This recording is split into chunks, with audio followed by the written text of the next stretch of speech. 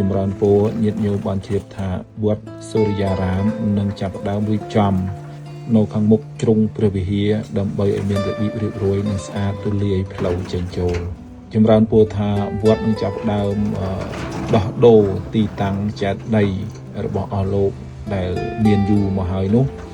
នៅចំកែងនិងចំមុខព្រះវិហារនឹងរៀបចំជូនឲ្យបានល្អប្រសើរជាពិសេស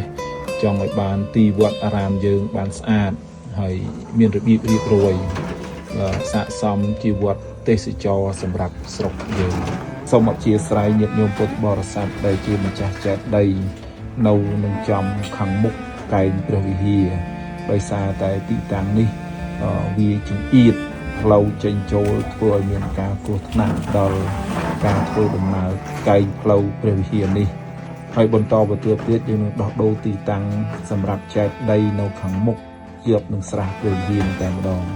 សូមម្ចាស់ចេតិយយោគយល់អធ្យាស្រ័យទាំងអស់គ្នាដើម្បីសន្តិភាពឲ្យវត្តយើងស្អាតនិងមានរបៀបរៀបរយសូមម្ចាស់ចេតិយទាំងអស់មេត្តាចូលរួមទាំងអស់គ្នាអាត្មាសូមបញ្ជាក់ញាតិញោមបានជ្រាបថាចេតិយដែលយើងត្រូវដោះដូរនោះគឺមាននៅក្នុងគម្រោងប្លង់របស់វត្តដែលមានទីតាំងចេតិយនិងទីតាំងតម្កល់ធាតុមួយកន្លែងតែម្ដងចម្រើនពោលថាចេតិយដែលត្រូវដោះដូរនោះគឺនៅក្នុងគម្រោងប្លង់មេរបស់វត្តតែម្ដង